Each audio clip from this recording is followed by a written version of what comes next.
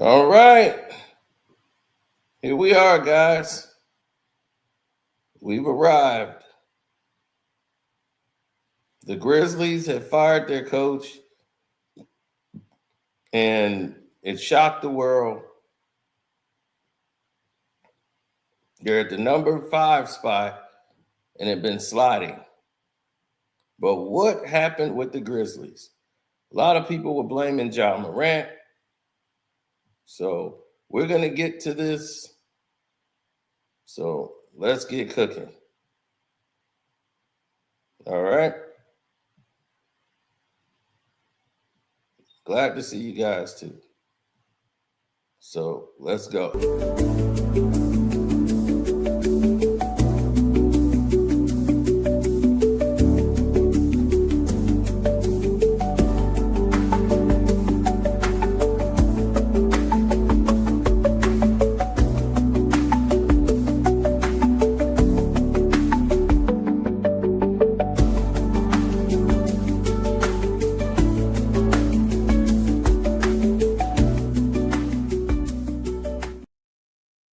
I saw this last night and I couldn't really believe it that the head coach of the Grizzlies was fired 9 days before the playoffs.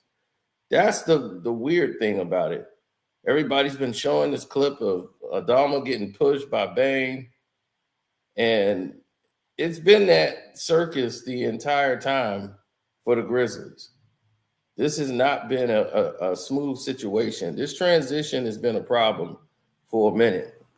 Now, a lot of people have reservations about how the Grizzlies are handling their business and how they're moving forward as an organization. But this thing is starting to slide and go into a position that many did not see coming. I couldn't tell you that after this season he would still be the head coach. There's things that were going on that people just didn't see because you didn't watch the Grizzly games. There's a lot of behind the scene things that was going on that was crazy. For some weird reason, wasn't really weird. The whole team was centered around Ja Morant. For the past 3-4 years, that's how they played their offense. Ja Morant, Ja's got the ball. And on the team, he's had the ball, bringing the ball up about 90% of the time, at least 95. Him and Bane would share the duties of bringing the ball up the court, but Ja dominated that for the past 3-4 years. It wasn't until his suspension and then the injuries, and they lost like 50-something games, when he was out, that long stretch, and they won only like 22 games. So during that time, and they just shut Ja down for the rest of the season that year. And even this year, he's only played maybe 40-something games. He's out now with a hamstring. And it's like, do you bring him back right before the playoffs, or how are they going to deal with Ja Morant this year? It's 9 more games left, and he's missed 6 straight games with a hamstring. Now, the Grizzlies is like, one of the top teams in the West. They were number 2 for a while. But this team struggled against winning teams. They're like 11-20 against winning teams. And then on top of that, the team is also one of the last in defense. They're like 19th or 20th in the league in defense. And you do that right before you play the Lakers. It was very weird.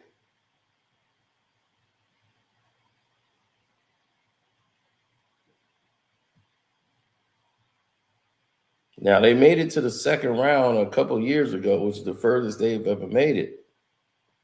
When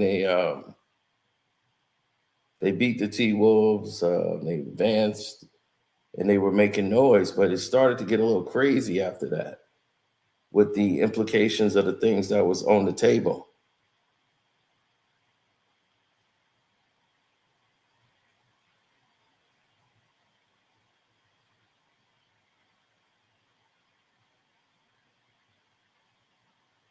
Now, here's the thing.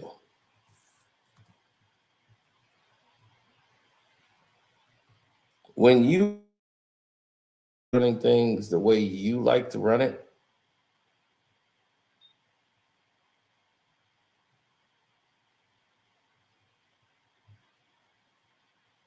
there's problems. The general manager did not like the head coach. And when you have a general manager that doesn't like the head coach, you're going to have problems. And to do that 9 days before the playoffs with no real explanation, he didn't like the coach. So everybody's like, they're going to dump all this on Ja Morant right before the playoffs. That's just horrible timing. But they're doing this to try to salvage what's left of the season, to let the team know that they're with the players and not the coaching staff.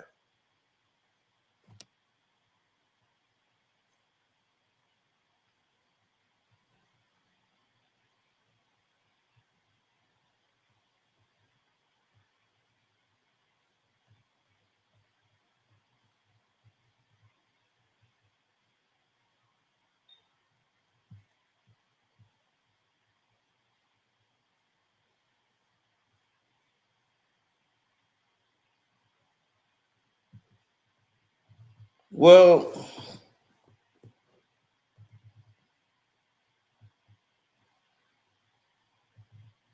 there's a lot to discuss on that, but it came as a surprise. It's unusual.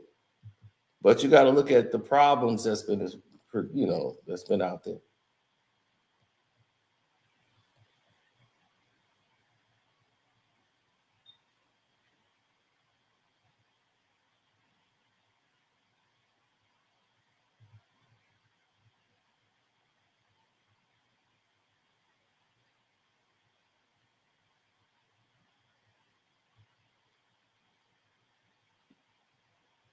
Mm-hmm.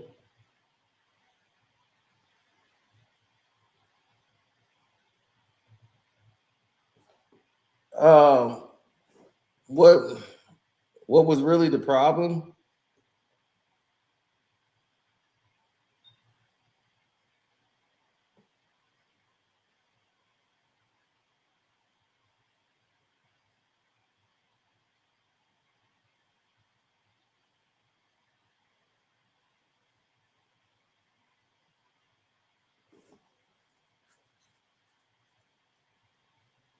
It's a lot. Yeah, I'm trying to let a lot of you guys get in here, but they'll just have to catch up. Here's significantly the problem that people didn't understand. I'm trying to like share the video with people as we're speaking.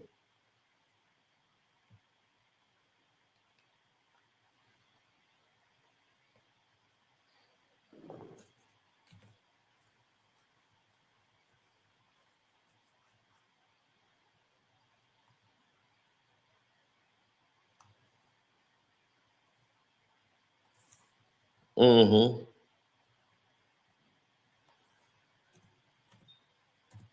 Yeah, well, we're getting ready to get into all of it, sir. So let's start at the beginning, what the problem was. I told you how the ball was predominantly in Ja Morant's hands 90% of the time. When Ja missed all those games and everybody else was stepping up, guys found ways to win without Ja Morant being on the court. So the team changed its style. And this happened with Shaq and Kobe. Okay. When you see Shaq and Kobe out there,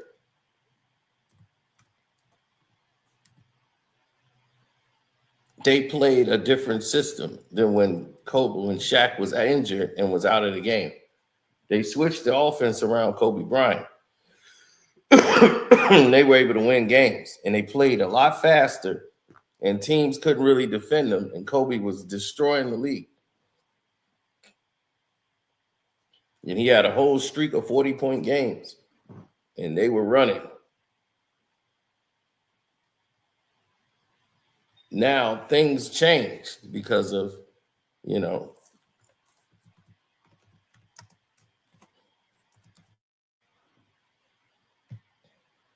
obvious reasons, right?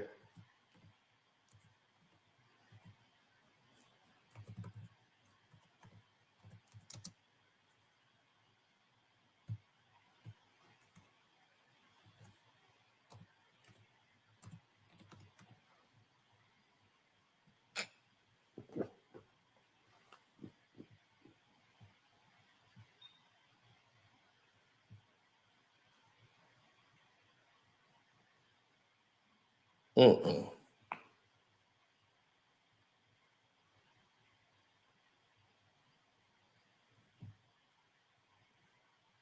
Do you would think the Bulls won the NBA championship? I swear, this whole city has been going crazy since that game. Josh Giddey will never have to pay for nothing in this city again. He up there with Derrick Rose. They losing their mind. So, Ja Morant comes back this season. Team was doing all right. They were doing well. Ja Morant gets hurt. Ja Morant gets hurt, and the team has to pivot. But going into this season, Taylor Jenkins, the head coach, they wanted to work on a new offense. They said everybody knows how to defend us, and they know what we're pretty much going to run when we're on the court. So we need to switch things up a little bit. So they wanted to change this new offensive set that they've been running for this season. So this whole season is supposed to be less Ja to take the pressure off of Ja Morant. The ball's going to be moving around, and other guys are going to have the chance at the ball, and they want a little bit more action on the splits and everything. So it's crazy, this new offensive system that they're running. Now, it's been working. It's been successful to a degree. But defensively, the players that they have, they can score the ball, but defensively, they haven't been locking down because they got gaps and holes on their defense. And some of the players are resistant to this, as Ja Morant and others feel, like Desmond Bain, who him and Jackson has been the main complainers. Not really Ja as much, because Ja hasn't really been on the floor that much. Ja has not been the one really complaining. He feel what they feeling with the new offense, but they feel that they're running to spots and being robots than just playing basketball. And that's the problem, is getting them to buy in to this new system that they've been implementing and been playing this whole season.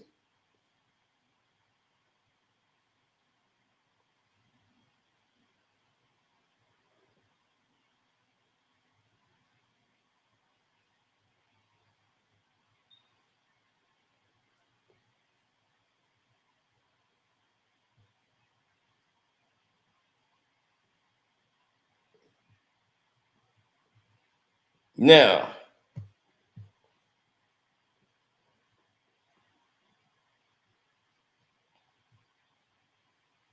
certain players went directly to the general manager.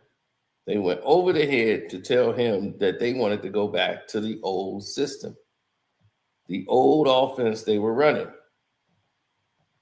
That's what they wanted to do.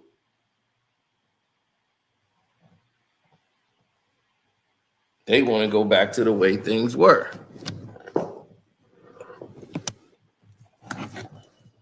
So they said, well, somebody need to go talk to coach. Tell them what's what. We like that old style.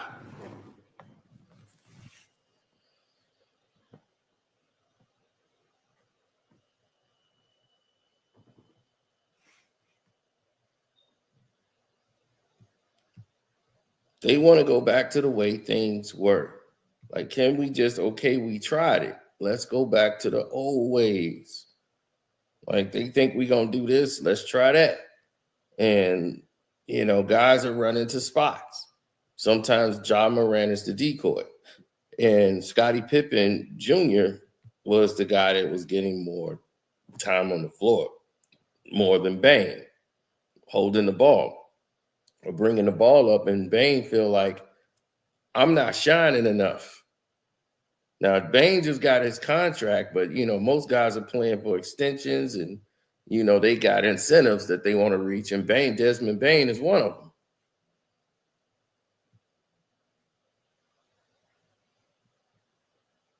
And Jackson, he's been pouting all season. He hates this new offense that they've been running this season. And then he gets hurt and he blames it on the new offense that they run. He really doesn't like it. The players are saying collectively, we don't like it, but Taylor Jenkins is no, this is what we're doing. And it's like, trust it. It's gonna work. It's working. He's like, when it works and we win, everybody sees it. But when we don't win, everybody's like, oh man, this doesn't work. And it works. And that's what he's trying to say. We won. He's like, we won a game by 37 points because it works. Like they keep showing that clip when Bane pushed Adama. I'm like, dude, they won that game by like 30-some points, almost 40. That's not the reason that the coach was fired because Desmond Bane pushed Adama. It's just a shame that ESPN don't do their job. It is.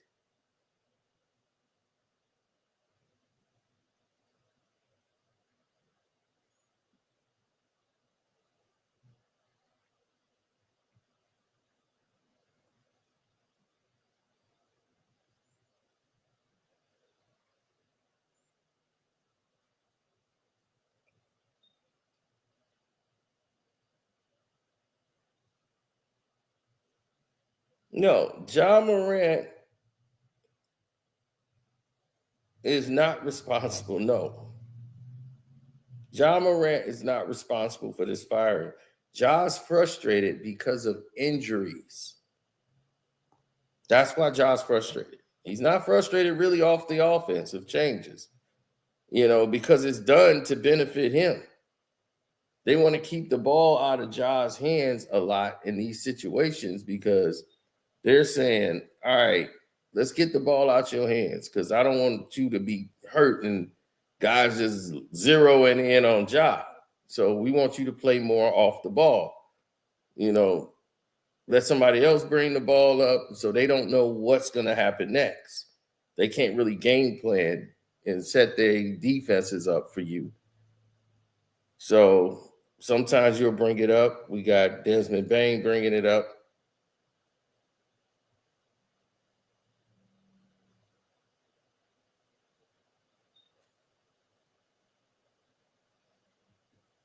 But what people don't know and they're not saying is the main reason for the departures. Ja Morant is not responsible, real Elise. The two people that was the big cheerleaders behind this whole problem with the head coach and the offense was Desmond Bane and Jackson. Those two were the main people behind they didn't like the changes the coaches was doing with this new offense they run. Now they have an offensive mastermind who's back there calling these plays.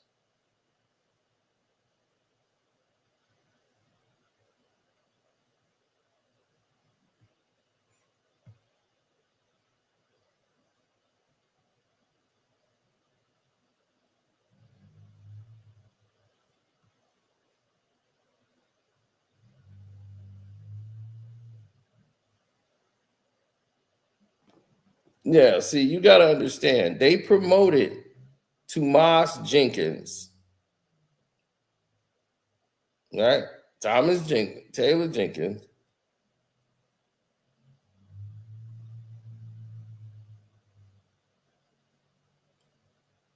Now I'll call him Taylor Jenkins.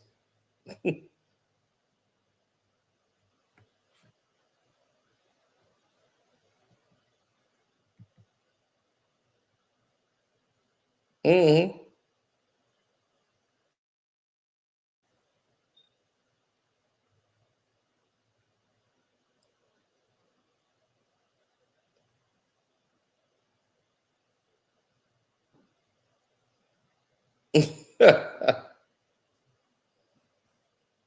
No, Tomas Izalo or whatever. He was the lead assistant. Yeah, he was the offensive coach somewhere in Turkey or whatever they played. He was in 2024. They won a championship. He's a basketball guy. They got him to run the team. No, because he wasn't fired. Look, I'm gonna tell you, they fired Noah LaRoche right along, who was the assistant coach. They have fired all of the assistants. They got fired with Taylor Jenkins. So that's what I told you. It's not just the head coach. If it was Ja, didn't like the head coach. No, Noah LaRoche is gone too. Everybody who had that brought in there was gone. Noah LaRoche is the one that brought this new offensive end, this new offensive philosophy. That came in with Noah LaRoche. He brought that to Jenkins and said, this is what we need to do. And they agreed. So this whole season, they've been doing this new offensive philosophy.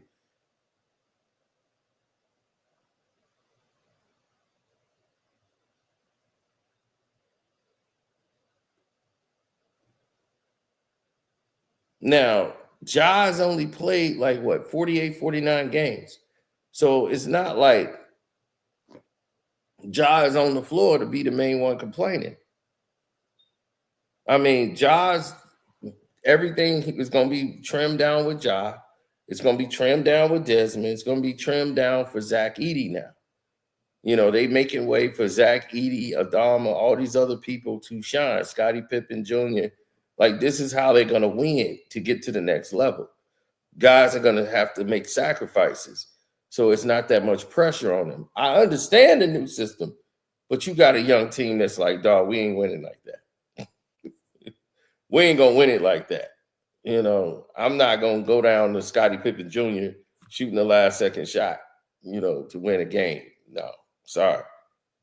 We can't, I ain't trusting this dude to do that. No, this is not helping me. This is not looking good on me. So I'm not saying Ja wasn't with the players. I'm quite sure Ja was with the player, but he's not saying, look, I want him fired. Certain players went to the general manager to complain about what's happening with the coach. The coach, Taylor Jenkins, sat with the general manager after the two Houston losses. They were close games, but they lost them. And then they lost, like, they went on a skid of like 4 games. And he went to go talk to the general manager. And then the way those two communicated with each other was bad. Like, Taylor Jenkins has a problem with accepting, you know, accountability. And so does the general manager.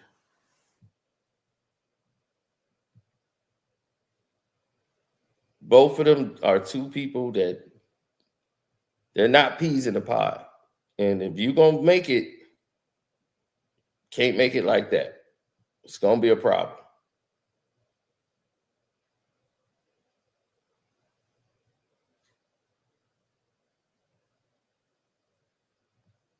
That's because they don't research.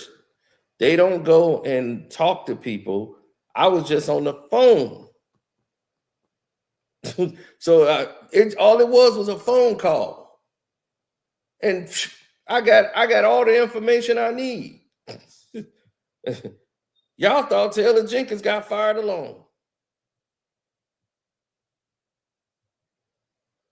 Now, when he was there, they had a great 6-year run, the most winningest coach in franchise history. Ja Morant missed over 30 games with injury. He's frustrated because of the injuries. This they 6 offensive efficiency, you know, but they defensively are at 19 in the league because of this new system. They're number 1 in offensive pace. So their new offensive system is working, because they're number one in pace, meaning that they get up the court team in the NBA.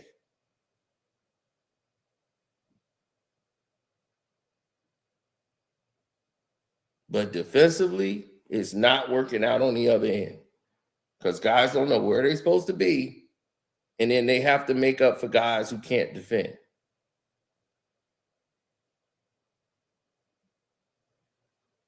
Since that All-Star break, they went 8-11, and they're 11-20 against above 500 teams. They 9-18 against all the other teams that's in the Western Conference. So it's not like they were on a little bitty tiny slide.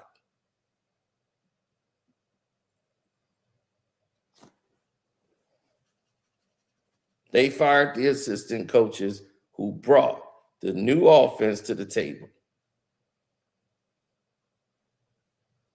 Now, Noah LaRoche, Jenkins' assistant, brought the same offense that he had when he was in St. Joseph College of Maine.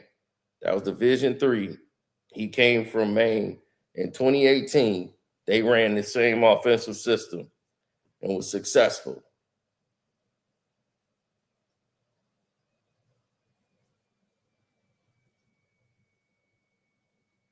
I mean, he had Rob Sankola. He was he was an assistant coach for the Memphis Hustle, the G League. That was the head coach. So the Grizzlies G League coach was the head coach over there at St. Joseph, and Noah LaRoche was his assistant.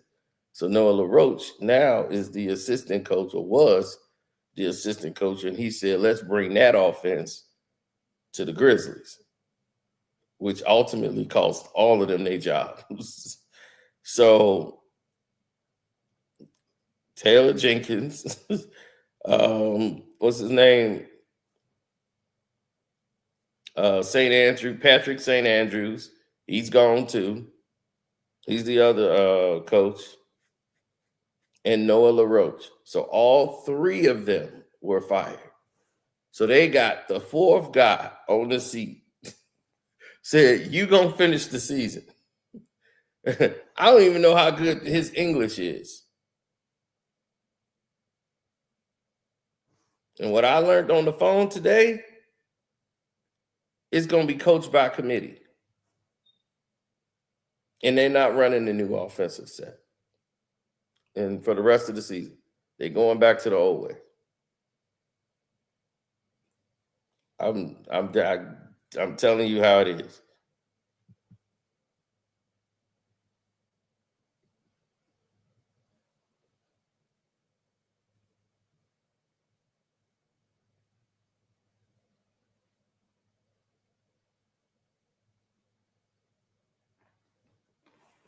Yep, they was running the Division III offense.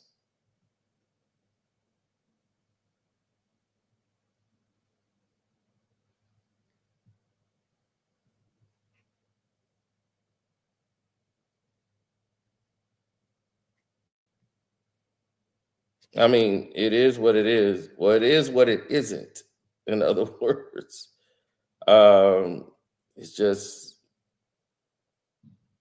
you look at the Grizzlies and what they've been going through, this is what it is. So I was looking at this and watching TCU games, and look at this.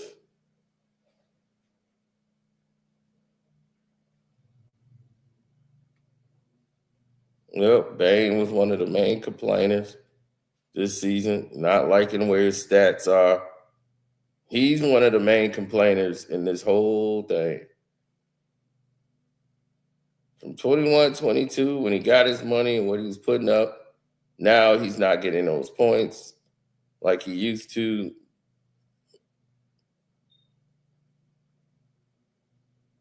They won 20 games without Ja. It was doing great, and then it hit rock bottom.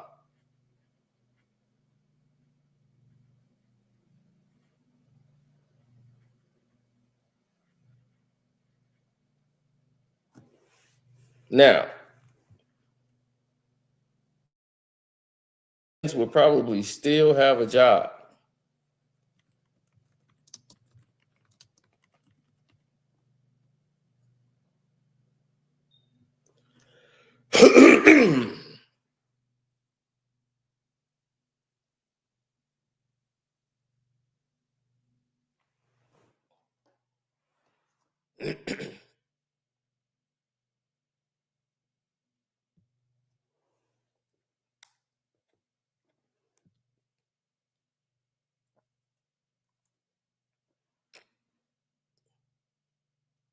Well, what doomed him?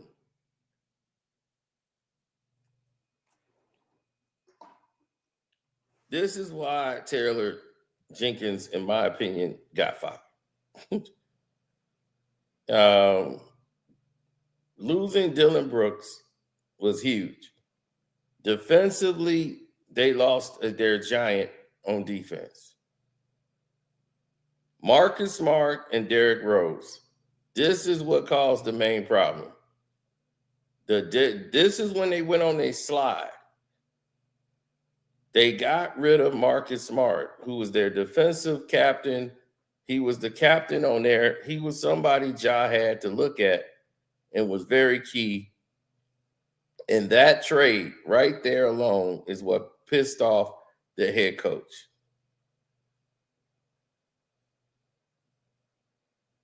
The head coach was not happy about Marcus Smart. Pissed. Completely pissed. So that trade killed them. Ever since that All-Star break, when they did that trade, team went on a slide. Immediate. February 7th, they traded Kobe Jones, Alex Lynn, Marcus Smart, and a 2025 first-round pick. The Grizzlies got Marvin Bagley III, Johnny Davis, a 2025 second-round pick, and a 2028 second-round pick. Then they gave up Jake Ravia, whatever. And just losing Marcus Smart on this team hurt them.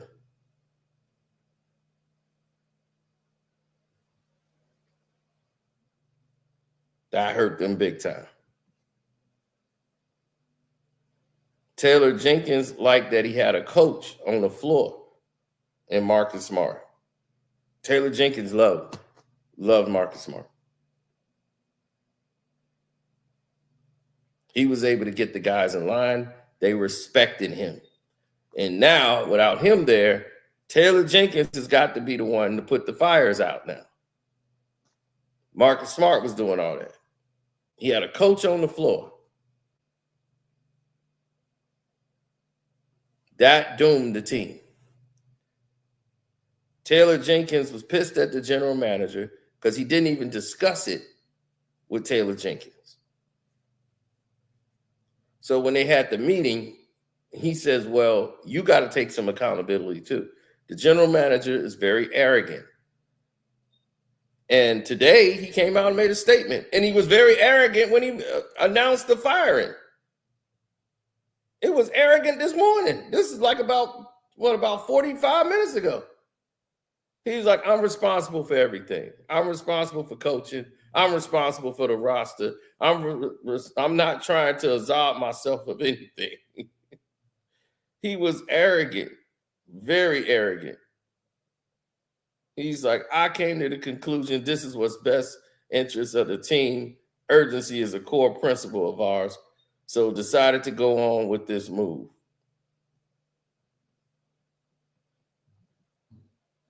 That's just so arrogant for a guy who's your most winningest coach in the history of the game.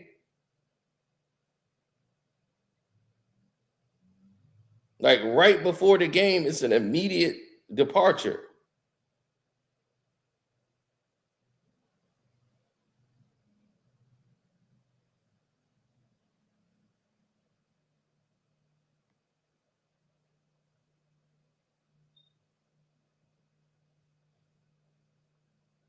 They beat the Warriors by like 51 points.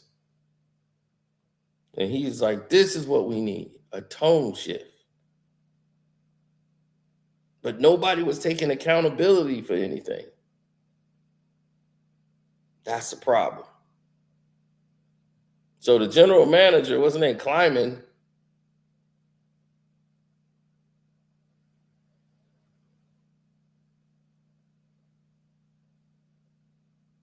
And they asked him about the Marcus Smart situation, and he's just saying, I'm not trying to absolve myself of everything. I'm responsible for everything.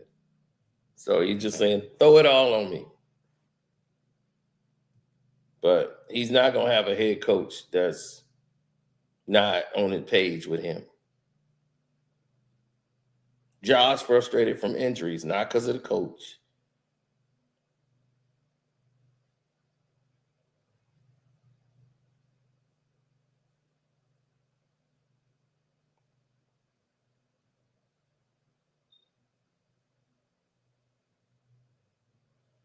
Yeah, the general manager saying, oh, this doesn't change his expectations for the team moving forward. So St. Andrews is the defensive coach. He was let go immediately. Patrick St. Andrews. He went right there. Like, if anybody was going to go, it was going to be him.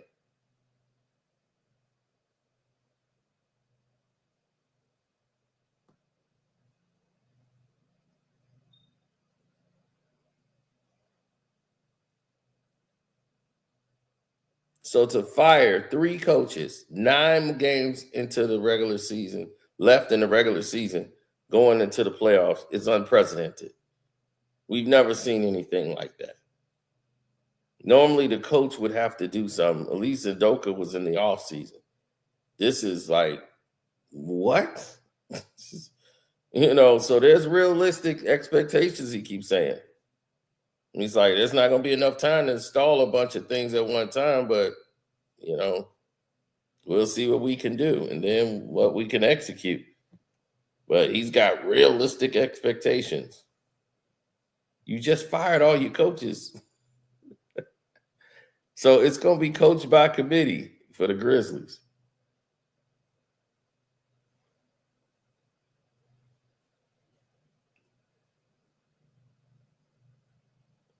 Now, next year, depending on how Grizzlies' contract is set up with Jenkins, this is going to be quite a learning curve.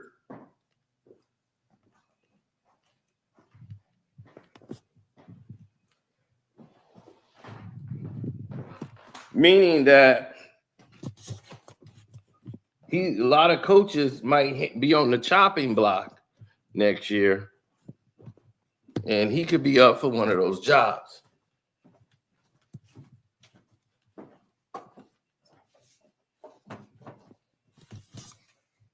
A lot of coaches are on borrowed time right now.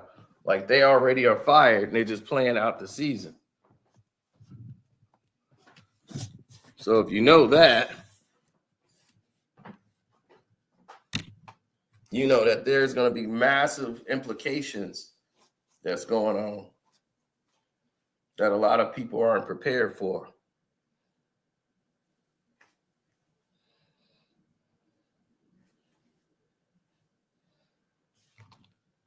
Well, they were pretty much saying coach by committee, but what they're also saying is that the head coach that they do have in place is a great one. He won the international turkey thing. He was the offensive genius that brought that, but that's just talk. He's there to babysit until they can find another coach. They just need somebody to coach the team to get them through.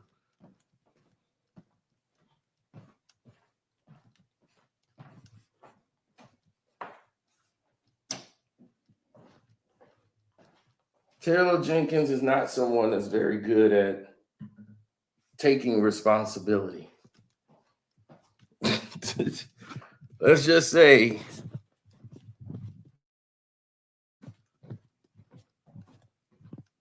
If Taylor Jenkins is taking responsibility, his mindset is, well, if I'm taking it, you're going to have to take some too.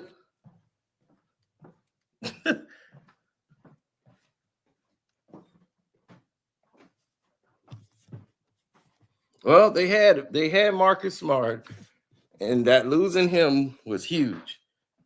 The team went on an immediate slide the moment he was gone. And the GM knew it. For Marcus Bagley, the third, that was your big move. And you didn't even talk to the head coach.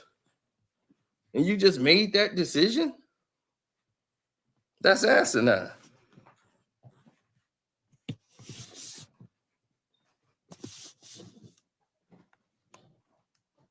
He is a great coach. I don't think the problem with the Grizzlies was the system. I think the system was working fine, especially offensively.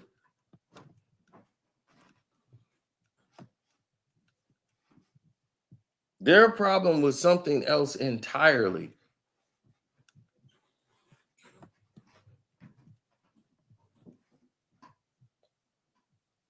Their problem was essentially something else completely entirely.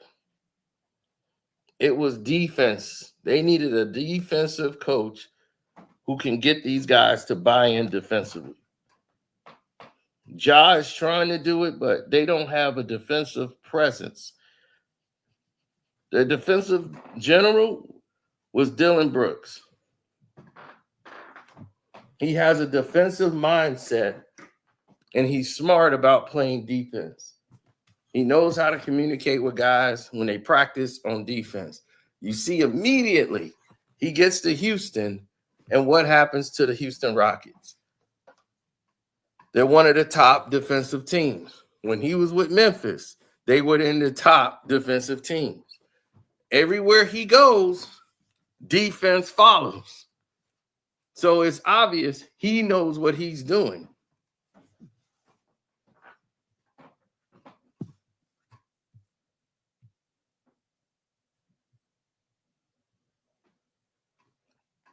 They'll probably never get the credit that they truly deserve.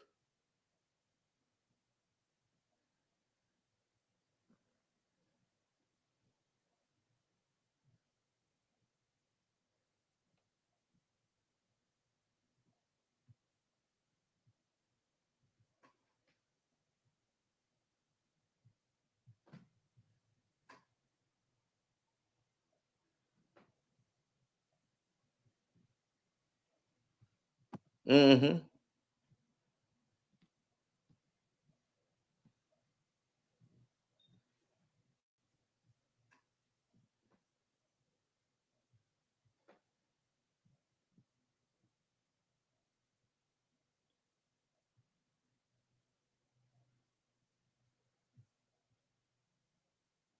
Well, I'm gonna introduce you to it. Look at that. Look at the Grizzlies. Look at the way they're running it.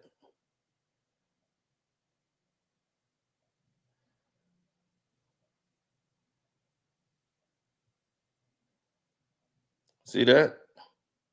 See the cutter? Hit him in the middle. Look at this. Swing it out. Easy shot. That's how they run their pick and roll. Okay? They run it to get an open shot. Now, here it is. They give it to Marcus Smart, right? He drives, the cutter's coming over, and somebody's going out. You see that? Picked it up, swing it. See that? Scottie Pippen Jr. pitching. Look. He drives, he get a scoring opportunity at the basket. So that's their offensive sets. Look at it. See, Ja got options. He can work.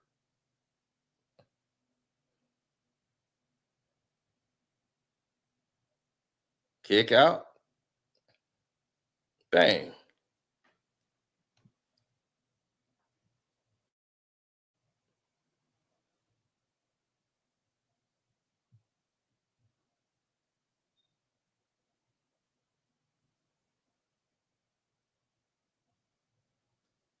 Swing it out. He got options. Look at the space.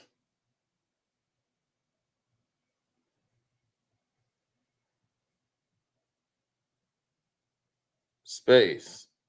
He could have kicked it back if he wanted to, but it's all about spacing. Look, they create so much space. But Desmond Bain, see, guys don't know how to really work this offense.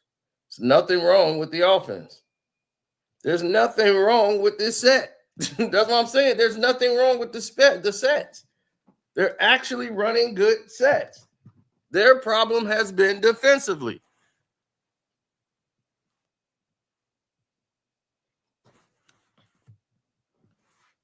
Look at that. Space. See how they spaced out? Then they look for the cutter. There's the cut. Cutting through.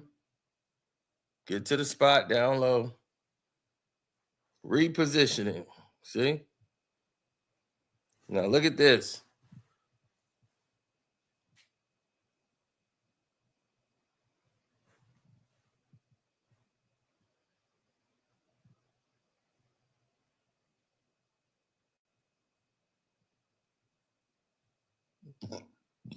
See? Got to reposition.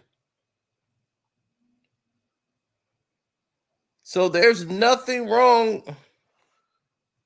Right. The whole thing moves right. You drive middle, the whole team is rotating. Like Draymond knows what they're doing. And he's like, look, they're doing this. They're going here. The whole team is changing. It flips around. And when Ja drives, everybody's repositioning. So if he decides not to shoot it, they can go in another direction.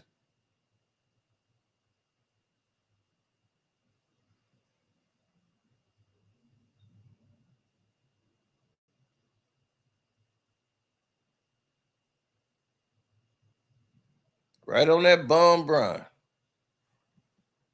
See how Ja is calling the play?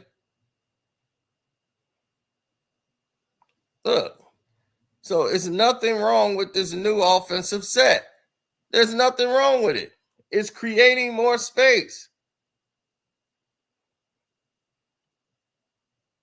They don't like it. The players did not like it because it allows anybody to shine. But you see how they create more space on the floor? Look at that. Open shots.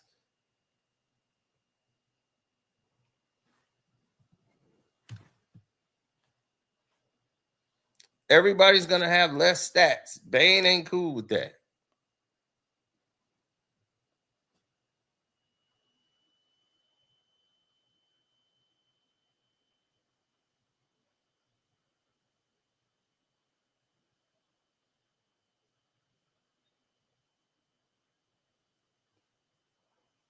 See? Open gap.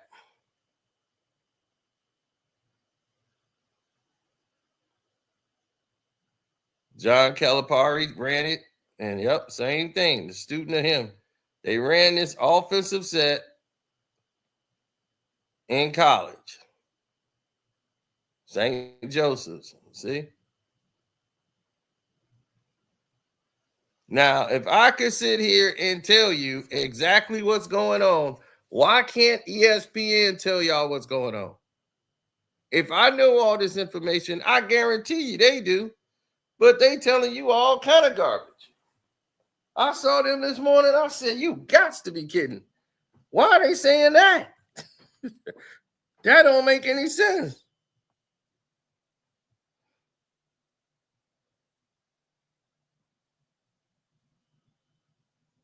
As you can see, Jackson's just doing his own thing. Jackson want to go down there, post up, go one-on-one. And he feel like that's simpler. Why do I got to go through all this passing just to get with less time? What I want to do that for?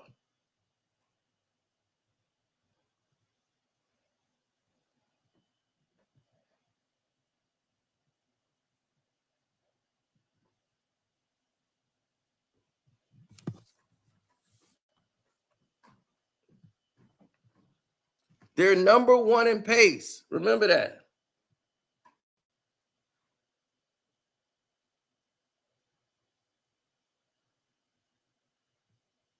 Number one in pace. Their problem has always been one thing: defense.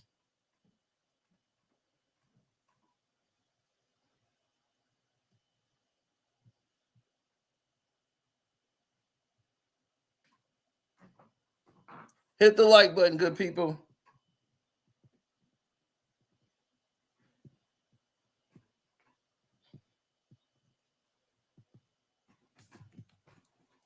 Well, Desmond Bane and Jackson were the two people who were against this new system. And since this new offensive system came into play and they've been getting spacing, it's kind of like Golden State Warriors offense. Except for the Warriors use like a lot more movement. Like 3 to 4 guys are moving at one time. They're not playing around.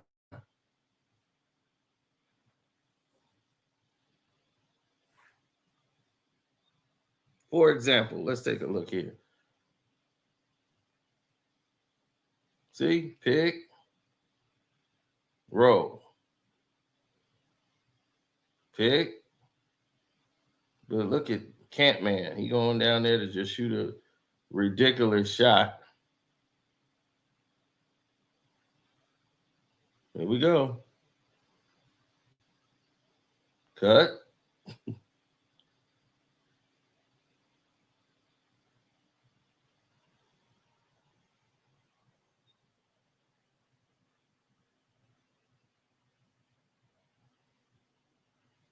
Look, work it down low. What they doing is weird. Draymond, like, I haven't seen it. What they doing in Memphis is weird. You know why he said that? Because they won by 51 points. They beat the Warriors by 51 points. And what they was running, the Warriors is like, what the heck is this? That's just weird. See, Steph and them, they do it to a different variation. They do something similar with the spacing. But this, like I was showing you, this offensive set that they're running is not a bad set. There's nothing wrong with this set. Can't man. Can't who? Can't who? Can't man. Can't who? Can't man. Can't who? Can't man.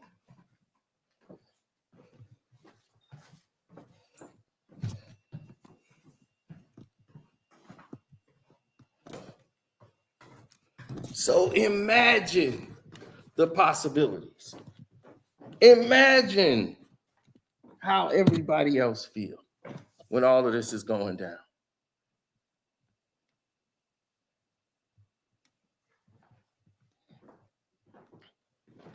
Oh yeah, he might, depending on his contract, how his contract is.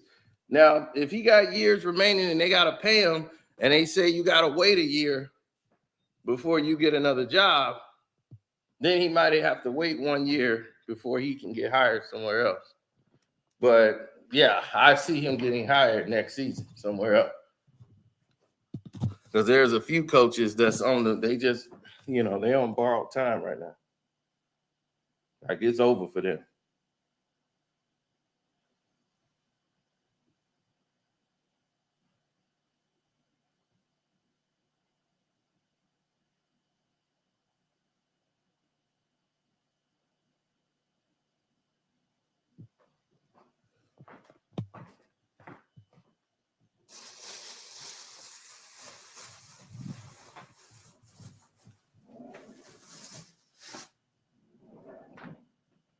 Oh, yeah. So Desmond Bane don't like this offense because it's moving the ball around and not putting the ball in his hand.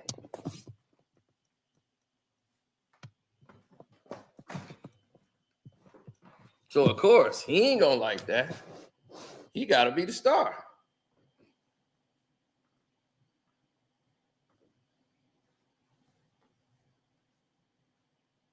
So I ain't gonna hold y'all.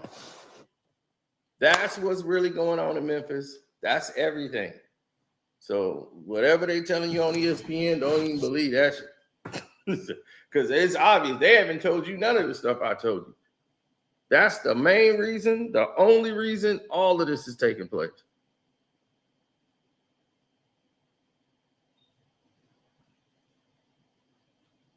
Of course, Alan. That's what we do. I watched the game yesterday. They can't beat the Pistons. I keep telling you, we're next man up. We can play without Cade. We can play without Jay Nivey. We don't need Jay Nivey back. You know, love Jay Nivey, but you got to go someplace else. Because we can't have this like the ball stuck with one person. It's got to move. It's got to move around.